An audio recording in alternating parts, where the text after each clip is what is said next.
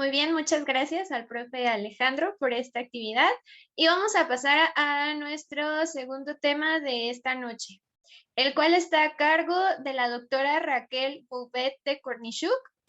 Ella nació en Argentina, es hija de padres misioneros y por las actividades de sus padres estuvo en Uruguay, Perú, Argentina.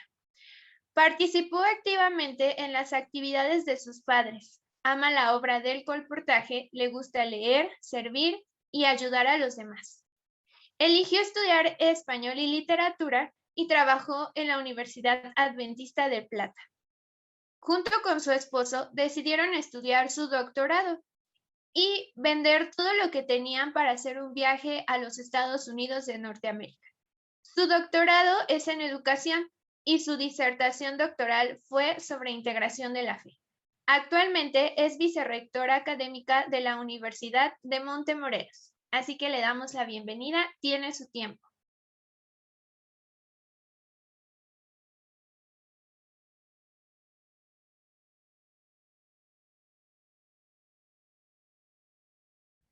Está apagado su micrófono. Sí, sí, ok. ¿Ahora sí me escuchan? Sí. Muy bien, gracias.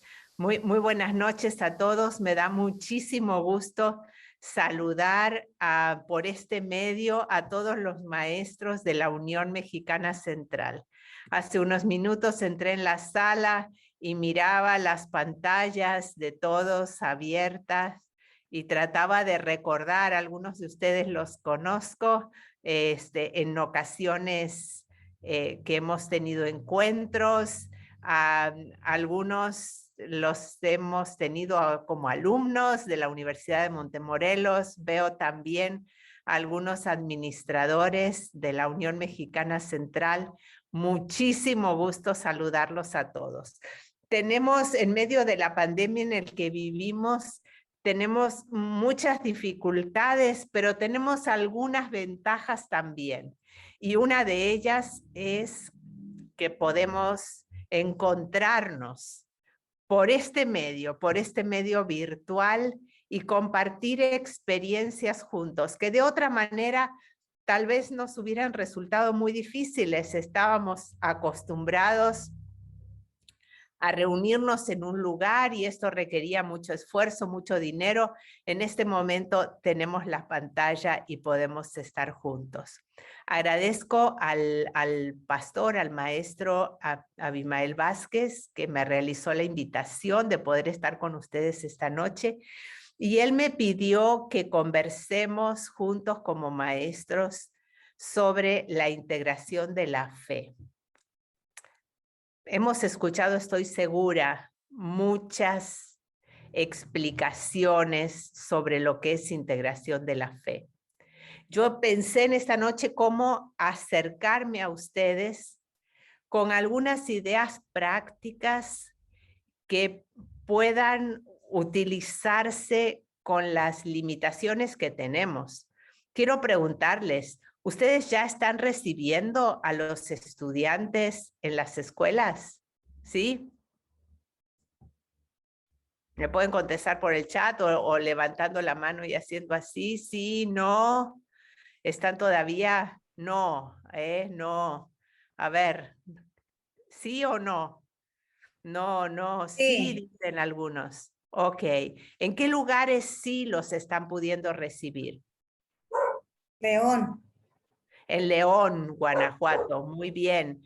¿En algún lugar más? A ver, estoy mirando el chat. Ok, no, no. En Metepec sí. Ok, en Ciema no. Ok. Ajá. Bueno, todavía a distancia. ¡Ah, qué desafío! En la Universidad de Montemorelos comenzamos las clases presenciales a mitades de agosto, pero de una manera voluntaria para los estudiantes. ¿Se imaginan el desafío que significa tener a unos en la pantalla y a otros en el aula? Si era difícil tenerlos en el aula todos, cuando vivíamos la vida normal, fue mucho más difícil tenerlos en la pantalla a todos, pero ya nos acostumbramos y a varios de los maestros le pareció que ya era más cómodo tenerlos en la pantalla a todos, pero ahora estamos regresando parcialmente y tenemos a algunos estudiantes en el campus y a otros estudiantes que no están. Así que en León también la educación es híbrida. Y saben ustedes, esta oportunidad que tenemos es muy buena. No tenemos que mirarlo como algo negativo, sino como una experiencia de aprendizaje. ¿Verdad que hemos aprendido como maestros muchísimo en este último año y medio? ¡Qué barbaridad! ¿Cómo hemos aprendido a manejar la tecnología, por ejemplo? ¿Cómo hemos aprendido a tratar de leer en los estudiantes las expresiones en sus pantallas? Yo estoy mirándolos a ustedes ahora, tratando de imaginarme qué están pensando, pero solo les veo un pedacito así, no veo todo el lenguaje corporal, y veo de algunos porque trato de correr las pantallas, pero no llego hasta el final. Es un desafío enorme y eso nos invita a ser mucho más intencionales con lo que los estudiantes aprenden.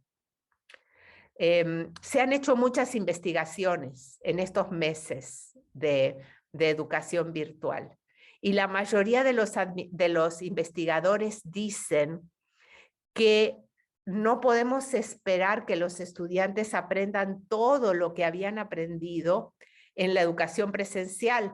Nos vamos a tener que conformar con un 70 o un 80%. ¿Están ustedes de acuerdo con eso? ¿Que no han aprendido todos sus alumnos? ¿O creen que han aprendido igual o más? ¿Hay alguien que piensa que sus alumnos aprendieron igual o más? Ok, la maestra Flor dice, cierto, ¿estás de acuerdo conmigo? ¿Hay alguien que piensa que sus alumnos aprendieron más? No han aprendido al 100%, sí. Y yo creo que esto final no han aprendido al 10. Yo creo que, pero han aprendido otras cosas, aprendieron de tecnología, pero también aprendieron a distraerse más, aprendieron a ser más superficiales, tal vez son un poco más, es más difícil que se concentren. Bueno, tenemos algunas dificultades y algunas facilidades, pero nos hace ser mucho más intencionales en qué es lo que queremos que aprendan y seleccionar con mucha más intención qué es lo que queremos que aprendan. Yo voy a compartir mi pantalla ahora para que ustedes puedan seguirme. Y quiero decirles que no necesitan tomar notas. Yo le puedo compartir esta presentación al pastor Abimael Vázquez luego y él la puede distribuir si gusta. Me gustaría que presten atención y a lo mejor anoten 2, 3, 4 palabras que tengan que ver con la organización de mis ideas y luego quisiera tener preguntas para poder conversar con ustedes un ratito. Mi planteo es ¿qué aprender en una escuela adventista? Y fíjense que puse enseñar y lo taché. ¿Por qué lo habré tachado? Porque ahora está planteando desde el punto de vista el beneficio de los alumnos. Ajá, es una idea. ¿Alguien más que abra el micrófono? Porque juntos aprendemos con los alumnos. Sí, exactamente. Enseñar es la mejor manera de aprender. Y si yo me enfoco en enseñar, me voy a olvidar que los alumnos tienen que aprender. Y puedo decir, yo enseñé, ya está, yo cumplí. Y los alumnos aprendieron. Yo recuerdo muy bien mi primer año de enseñanza. Un día un supervisor me vino a ver, estaba enseñando en una escuela adventista primero de secundaria y quería mostrarle a mi supervisor lo bien que yo sabía enseñar la conjugación de verbos. Yo soy maestra de español. Y le enseñé toda la conjugación en 40 minutos, pero así, como una ametralladora. Todos los tiempos verbales, todos los modos, todo, 40 minutos. Tocó el timbre y los estudiantes salieron disparados al recreo. Y el supervisor me miró desde el fondo, era un profesor de mucha experiencia, y me dijo, qué impresionante, enseñaste toda la conjugación. Y yo estaba, sí, mire, qué profesora que tiene. Y entonces me dice, solo te voy a hacer una pregunta. ¿Qué crees que aprendieron los alumnos? Yo no había pensado eso. No me había acordado que los alumnos tenían que aprender, solo estaba concentrada en que yo tenía que enseñar. Y cuando me hizo esa pregunta, lo primero que pensé es, los alumnos aprendieron a detestar los verbos. Y se lo dije. Y él se rió y me dijo, algún día vas a ser una buena maestra, si te enfocas en lo que los alumnos aprenden. Y ese día yo aprendí una gran lección.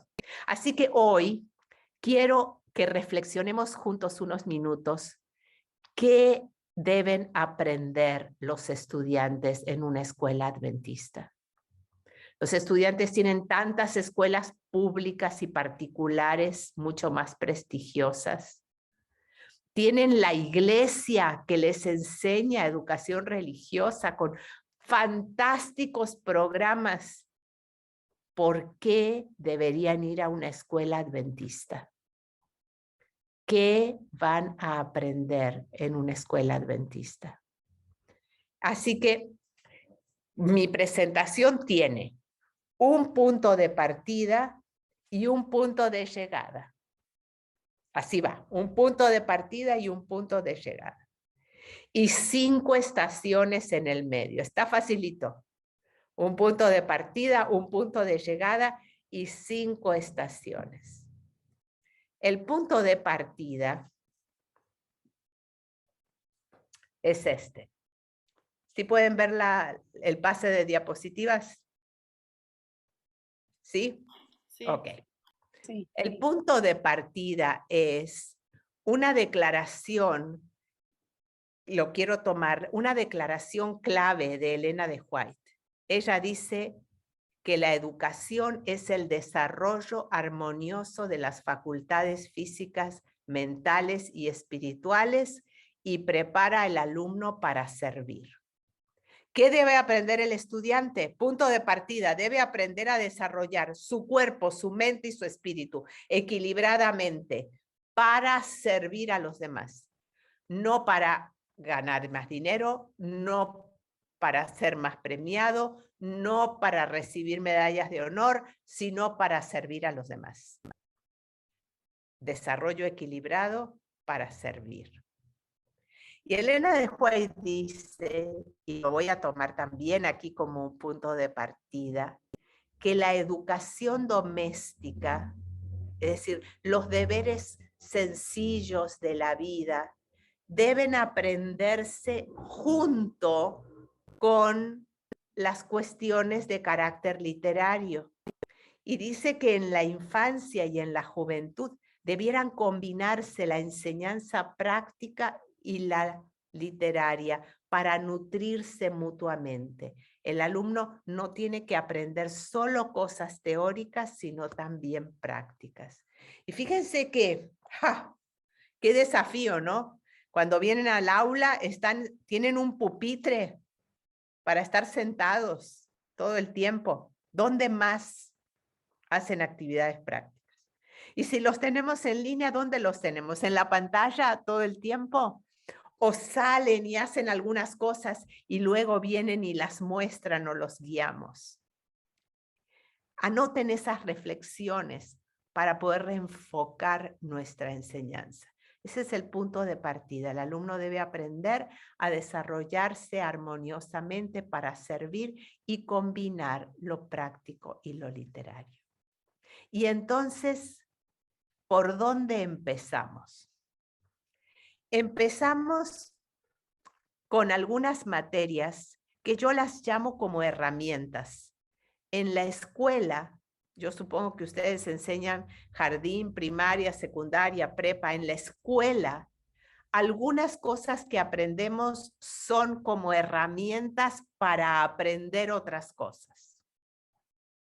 No son en sí mismas valiosas, son para aprender otras cosas. Y la Biblia y Elena de White nos muestran cuáles son esas materias que enseñamos como herramientas. La que yo soy profesora es una de ellas, es la lengua materna, el español. El español sirve para otras cosas, no en sí mismo.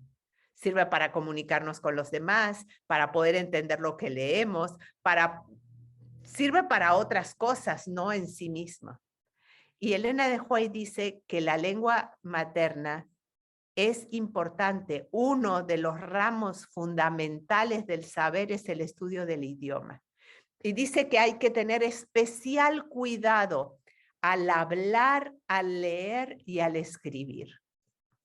Incluso dice ella que debemos enseñar a cultivar la voz. Fíjense qué curioso, cultivar la voz. ¿Escuchan ustedes a personas que hablan así con un tono que a los 5 minutos no los queremos escuchar más? Pero es porque hay que cultivar la voz. Yo hago un esfuerzo especial para tener una voz más grave. Tiene un impacto mejor en el oyente. Y todos podemos cultivar la voz, que salga la voz de acá abajo del estómago, no de acá de la garganta. Y después hacemos esfuerzos. Y el estudiante debe aprender eso. Debe aprender por ejemplo y debe aprender porque se lo enseñamos. Y ella dice que debemos enseñar unas poquitas leyes de la gramática, las que vamos a usar fundamentalmente, para poder hablar, leer y escribir bien. Esa es la primera materia instrumental, pero no es la única. ¿Y la lengua extranjera? Les pregunto, ¿cuántos de ustedes enseñan mucho otro idioma o tienen escuelas bilingües? ¿Hay alguno de ustedes que tiene escuelas bilingües? Ajá. Ok. ¿Alguien me puede decir si alguna de las escuelas tienen mucho inglés, un énfasis en inglés? Tal vez alguna de las que esté en alguna ciudad importante, ¿no? Sí, en el Colegio de Asturias tenemos, de hecho, 2 periodos diarios con ellos. Muy bien. Inglés. Muy bien. ¿Y por qué enseñan inglés? Porque se sabe que es una herramienta útil para el alumno. Sí, los papás lo piden. También. ¿Y por qué fundamentalmente quieren tanto inglés y quieren que sus hijos sean bilingües? Pues por ser competentes, para ser competentes en el ámbito laboral y estudiantil. Exacto, sí. Y nosotros como adventistas, ¿por qué? ¿Por qué enseñaríamos un segundo idioma? ¿Por qué enseñaríamos el inglés? Para ser misioneros. Exactamente, exactamente.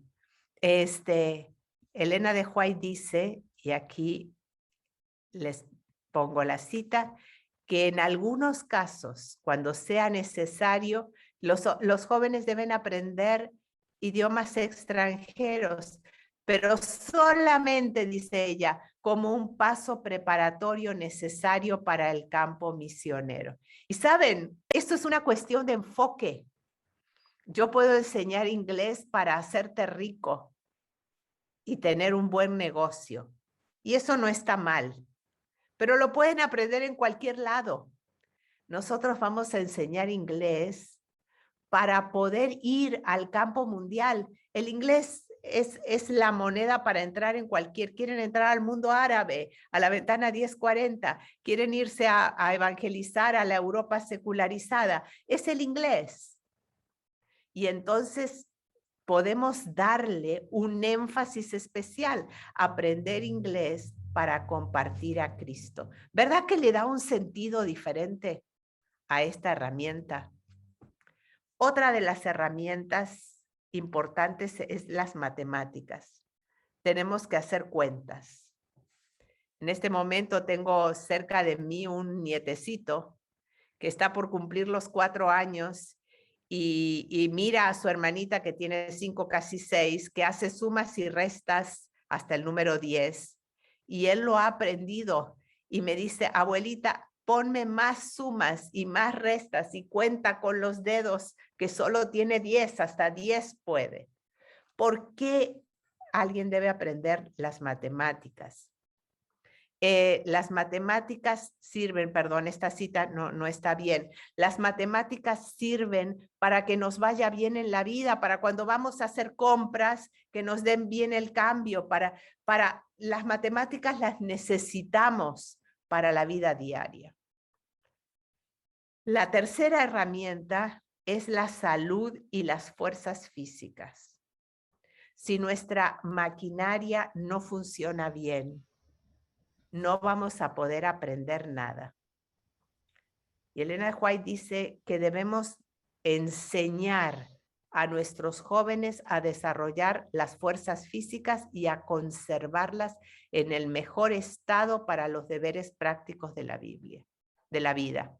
Muchos creen que estas cosas no forman parte de la tarea escolar, pero sí forman parte. El mejor lugar para aprender estas cosas es el hogar, pero muchas veces los hogares de nuestros alumnos no aprenden, así que en la escuela tienen que aprender a desarrollar muy bien el cuidado de su cuerpo. Todo estudiante debiera saber cuidarse de sí mismo, cómo resistir a la enfermedad. Y wow, en este momento que estamos en pandemia, cómo mantener nuestro sistema inmune. Y nosotros tenemos el acrónimo adelante con aire puro, agua, nutrición, temperancia, luz del sol, esperanza, descanso, todos los remedios naturales. De tal manera, dice ella, que a las emergencias comunes nuestros alumnos pueden atenderlas incluso sin llamar al médico. Así que estas son las herramientas. La primera estación son ese paquete de herramientas. El idioma extranjero para ser misionero, las matemáticas y el cuidado de la salud. Cuando nosotros tenemos estas herramientas y si los alumnos las aprenden para aprender otras cosas, entonces estamos listos para abrir el primer libro. Y es la Biblia, por supuesto. ¿Por qué enseñaríamos Biblia en la escuela? Nuestras familias adventistas la estudian todos los días. Tenemos el programa de escuela sabática, que es de estudio de la Biblia. Tenemos los clubes, tenemos las sociedades de menores y de jóvenes. ¿Por qué la Biblia en la escuela? Yo quiero poner énfasis en algo que la Biblia nos da especialmente en el contexto de la escuela. Y Elena de White lo dice así: como medio de salud intelectual, la Biblia es más eficaz que cualquier otro libro o que todos los demás libros juntos. ¿Quieres subir tu cociente intelectual? ¿Quieres aumentar la inteligencia? La Biblia. Y fíjense que esto no estamos hablando de lo espiritual. La Biblia transforma el corazón. La Biblia me convierte. La Biblia me hace otra persona. porque encuentro a Jesús. Pero en el ámbito de la escuela, y este es un muy buen argumento que le podemos dar a los no adventistas, ¿por qué estudiamos la Biblia? Para mejorar la inteligencia. ¿Y en dónde reside el poder de la Biblia para mejorar la inteligencia? En que la Biblia no es un libro fácil de entender. ¿O sí? No, requiere esfuerzo. Y en ese esfuerzo para abarcar los temas, está la gran bondad de la Biblia. Por supuesto que sumado al poder del Espíritu Santo y al poder de Cristo trabajando en nuestro corazón. Y tiene un poder tan grande que me encanta esta promesa que nos da Elena de White para nuestros estudiantes cuando aprenden la Biblia. Ella dice que si la Biblia fuera estudiada como debiera serlo, los hombres, las mujeres, los niños tendrían una amplitud de opiniones, podrían hablar de muchos temas, tendrían una nobleza de carácter y una estabilidad de propósito que rara vez se ve en estos tiempos. ¿Qué equilibrio da la Biblia en el desarrollo de nuestros estudiantes? Por eso vale la pena aprenderlas. Pero ella dice, si la Biblia fuera estudiada como debiera serlo, ¿cómo hay que estudiarla para que produzca ese efecto? Pues tenemos las biografías de la Biblia, tenemos los mandatos de la Biblia, tenemos los consejos de la Biblia, tenemos las historias de la Biblia. Así que estuvimos ya en 2 estaciones, la de las materias instrumentales y la del estudio de la Biblia. Por eso las escuelas adventistas tienen un periodo diario para el estudio de la Biblia. Y debemos aprovecharlo al máximo para que le saquemos no solamente el valor espiritual, sino también el valor intelectual. Tenemos que ir a la Biblia y los estudiantes deben hacer el esfuerzo por entenderla para que les haga efecto. Y entonces voy a la tercera estación, que es el segundo libro. Es la naturaleza. Dios nos regaló la Biblia y nos regaló la naturaleza, como 2 grandes libros que uno se explica al otro. Elena de White dice que los más profundos estudiosos de la ciencia se ven constreñidos a reconocer en la naturaleza la obra de un poder infinito. Podría darle el nombre de muchos científicos contemporáneos que al estudiar la naturaleza y la ciencia a fondo, siendo ateos, se convencieron de que esto no puede ser creado por casualidad. Sin embargo, al estudiar la ciencia y la naturaleza, vemos contradicciones. Los más chiquitos preguntan, ¿por qué el gato se tuvo que comer al ratón? ¿Por qué mi abuelito tuvo que morir? Por eso es que nosotros entendemos la naturaleza utilizando las Sagradas Escrituras. Sin las Sagradas Escrituras, la naturaleza es muy difícil entenderla. Nosotros entendemos la naturaleza por fe. Y ustedes saben que la Iglesia Adventista tiene un centro de investigación de la ciencia.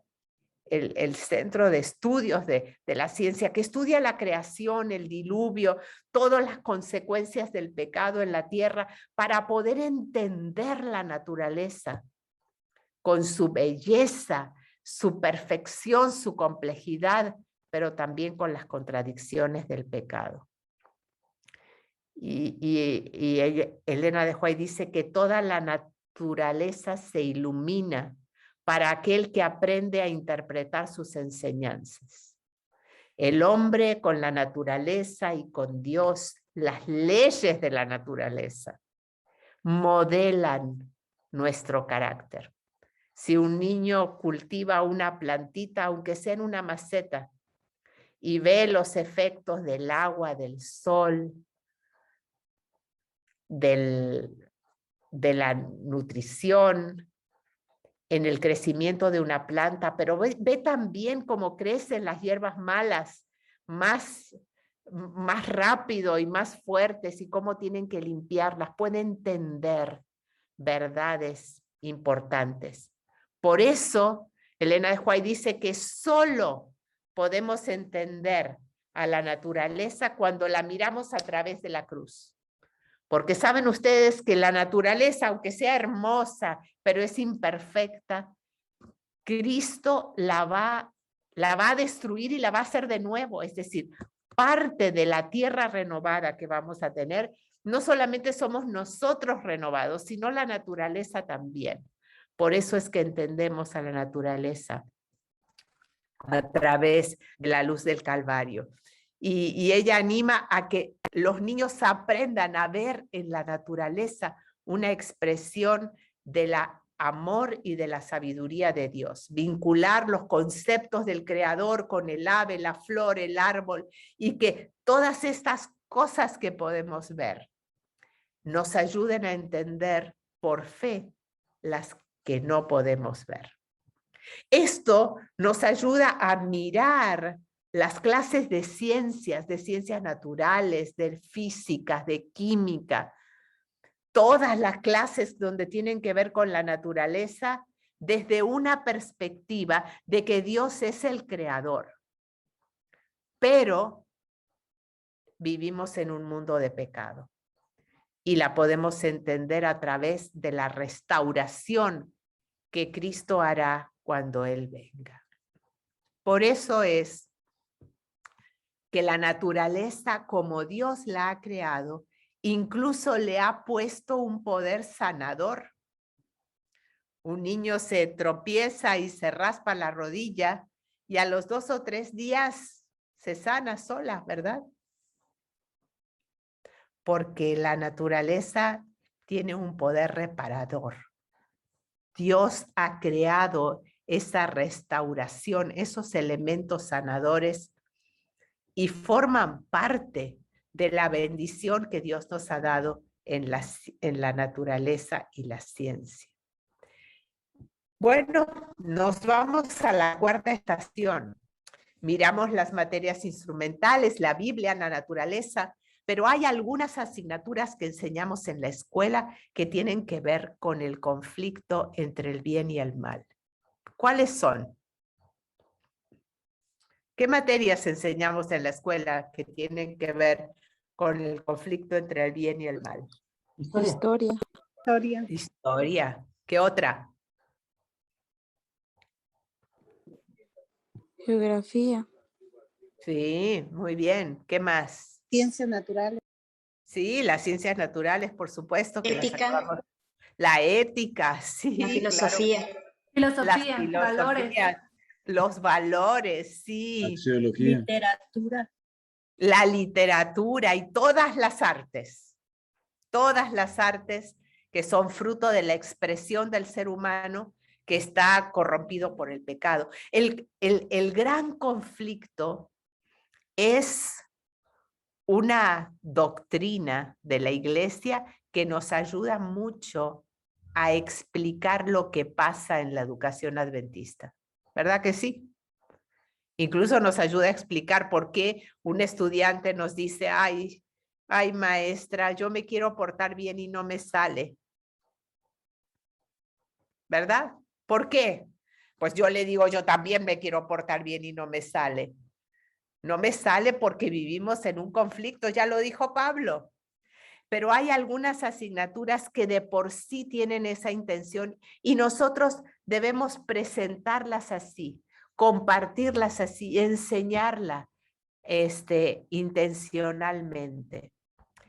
Respecto de la Biblia, Elena de White dice que la Biblia es la historia más antigua y abarcante que poseen los hombres. Solamente en la palabra de Dios contemplamos el poder que puso los cimientos de la tierra y extendió los cielos. Y solo en ella hallamos el relato auténtico del origen de las naciones. Y solo en ella se da una historia de nuestra raza libre de prejuicios o de orgullos humanos. Si nosotros miramos la historia de México, la de cualquier país, la que leemos en los periódicos y la que nos muestran en los libros de historia, parece que la escriben los ganadores, ¿no? Y está distorsionada. En la Biblia encontramos la verdadera historia y los héroes tienen sus luces y sus sombras. Encontramos a un David que tiene un corazón de acuerdo con el corazón de Dios, pero que también cometió los errores más terribles. Y la Biblia es la historia del futuro. ¡Qué bárbara! Es la historia del futuro, porque en ella se revelan las escenas finales de la historia de nuestro mundo. Y nosotros podemos leerla hoy como si leemos un libro de historia, pero en realidad leemos las profecías y leemos el futuro. Y nos permite entender el pasado, el presente y el futuro con el fin glorioso. Eso para mencionar una de las asignaturas, como la historia, pero en las artes, en la música, en la poesía, en las artes plásticas, en cualquiera de las artes, Dios es el que creó la belleza. Pero si miramos la música, o las pinturas, o la moda, o cualquier manifestación artística, parece que en este momento lo que se ve es lo feo, no lo hermoso. ¿No les ha pasado? Y es un trabajo nuestro rescatar el concepto de belleza según Dios. ¿Y dónde lo miramos? ¿Dónde miraríamos las bellezas de las artes plásticas? Pues en la creación, en los colores de la naturaleza. Cuando ahora parece que las cosas son oscuras y con formas desarmónicas. Si queremos saber cómo es la música de acuerdo con el corazón de Dios, pues mire, escuchemos el agua que corre, los pájaros. Dios creó la música, pero parece que la música que tenemos es un ruido, es ensordecedor, es sin armonía. Así que es una oportunidad de analizar, que los alumnos analicen y tomen decisiones basadas de acuerdo con la creación de Dios. Pues bueno, esas son las materias, ¿no? Las instrumentales, la Biblia, la naturaleza y las materias que tienen que ver con el conflicto. Pero nuestras escuelas tienen algo más que ofrecer. Y yo los he llamado a este cuarto libro la formación del carácter. ¿Qué es lo único que vamos a llevar al cielo? ¿O qué piensan llevarse al cielo? ¿El carro? No, por más que sea nuevecito. Ni la casa. Ni siquiera el título de todos los estudios. Pues no tiene mucho. Pero es el carácter. ¿Y qué podemos hacer en la escuela para formar el carácter de una manera intencional? Les voy a dar tres aspectos. El primero es el desarrollo de hábitos. Nosotros tenemos a nuestros estudiantes cautivos muchas horas al día, ¿verdad? Y esa es una oportunidad preciosa para aprender hábitos, porque los hábitos se aprenden repitiendo. Repite, repite, repite, repite. Así que aprovechemos para enseñar hábitos relacionados con las clases que estamos dando. Y si los estudiantes están en la casa, pues están en el espacio ideal para practicar sus hábitos. ¿Ya tendiste tu cama? En el próximo receso la vas a tender. ¿Ya tomaste agua? ¿Ya recogiste tus juguetes? Y practicar ese hábito hasta que se desarrolle el gusto. Sí se puede. ¿Alguno de ustedes aprendió a practicar y a gustar de algo que no le gustaba antes? ¿Alguien quiere decir que con la práctica quiere compartir qué La aprendió? lectura. Yo la La lectura, profe. lectura. Sí, Ah, fantástico. en primaria y secundaria no me gustaba y no me entraba, y hasta que comprendí que era algo que me hacía un bien. Entonces, como dice usted, mi mamá me aconsejaba día a día que lo hiciera, y nunca se cansó hasta que lo logré. Y ahora te gusta leer. Sí. Qué bueno. Fantástico. Fantástico. Fíjense, si ustedes ahora le regalan a un niño un hábito valioso que le va a durar para toda la vida, cuando se lo encuentren en la calle, 10, 15 años después, no se va a acordar si les enseñaron las tablas de multiplicar, no se va a acordar si les enseñaron las capitales de los estados de México, pero sí se va a acordar si les enseñaron un hábito, porque se lo va a llevar para toda la vida. Y tenemos que evaluar esos hábitos, evaluarlos, para que cuenten, que realmente cuenten, que nos vaya bien. El segundo aspecto de la formación del carácter, yo lo llamo un trabajo útil. Si los chicos van a la escuela, podemos enseñar algún taller, alguna cosa que sea útil. Si todavía siguen de manera virtual, también podemos ingeniarnos para enseñar algo que sea útil. El trabajo es una bendición. Jamás lo usemos como un castigo, por favor. Porque Dios le dio a Adán y Eva la oportunidad de trabajar como una bendición. No se lo dio después que pecaron, se los dio antes. Y los hábitos de trabajo no son muy populares en este momento, ¿verdad? Los chicos entran a la adolescencia, a la edad adulta, y no quieren trabajar porque nunca han aprendido. Y las leyes no nos ayudan demasiado, porque con la excusa de que el trabajo lleva a la explotación infantil, los niños no pueden trabajar, pero ¿cuándo van a aprender? Pequeños deberes de la casa, y si los tenemos en el aula, repartámosles las responsabilidades. Uno tiene que limpiar aquí, el otro organiza allá, el otro atiende en los recreos. Cada uno debe tener una responsabilidad y crecer en un trabajo. Y finalmente, el servicio.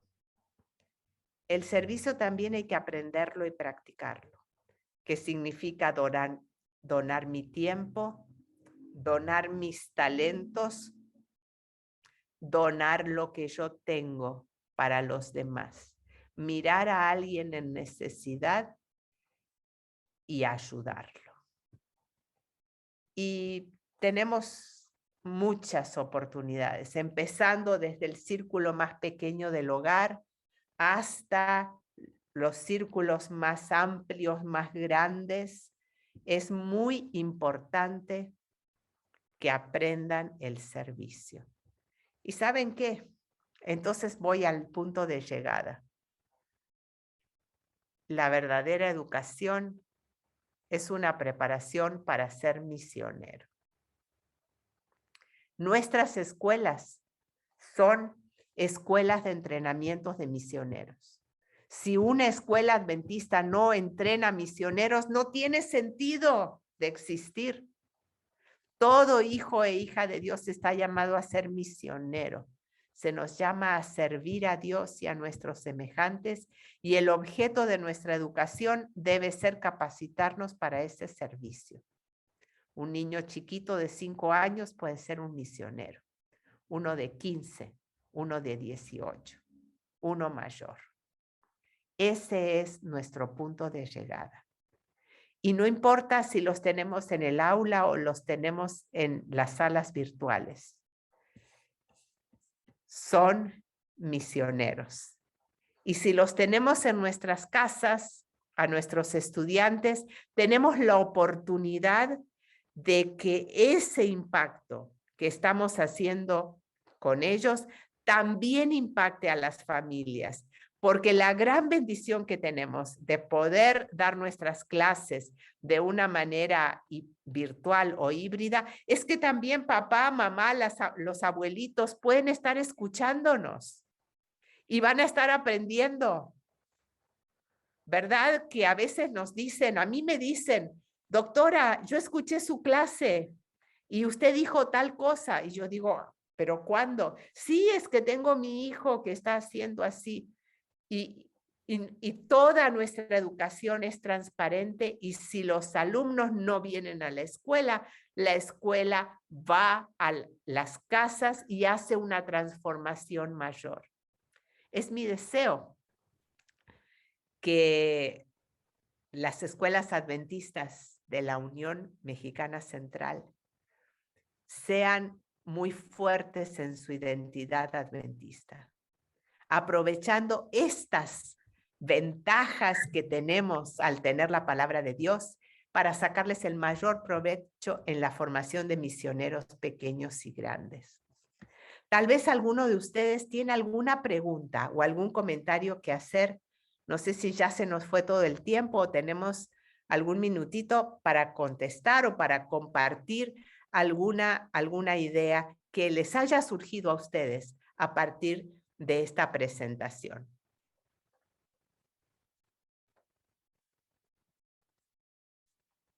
Si alguien tiene alguna idea, algún pensamiento, puede abrir. Yo quisiera decir algo. Sí. Yo soy maestra de matemáticas del Colegio Miguel Ángel Asturias y doy en la secundaria. Entonces, este mes nos propusimos con los chicos tender la cama todos los días antes de la clase. Y entonces les mandé una hojita para que me firme el papá y la mamá y solamente va a valer así. Y les va a valer 10% de su calificación. Entonces les dije, no solo es matemáticas, vamos a hacer algo. Y ya tengo varios proyectos de aquí a diciembre, pero con la ayuda de Dios voy a lograr con los chicos y se emocionan y yo también porque yo sé que a veces las matemáticas no se nos facilitan mucho, pero con la ayuda de Dios vamos a hacer algo, pero pues yo me da mucho gusto porque gracias a Dios tenemos que hacer nuestros niños que se den cuenta que hay cosas más importantes que a veces las matemáticas, ¿no?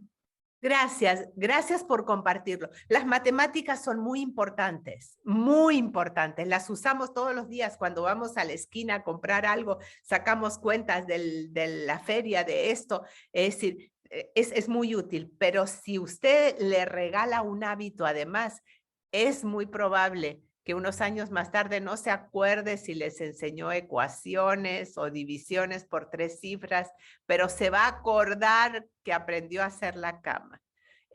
Y ojalá lo recuerde con cariño para que se lleve ese hábito. Inclusive puede transformar la vida de una familia, porque digamos, puede revolucionar. Y hábitos sencillos como estos son muy importantes. Gracias, maestra Primavera, ¿verdad? Muy bien. Muchas gracias. Creo que nuestro tiempo se ha ido. Ha sido un gusto compartir con ustedes. Bendiciones en el esfuerzo misionero de la educación adventista.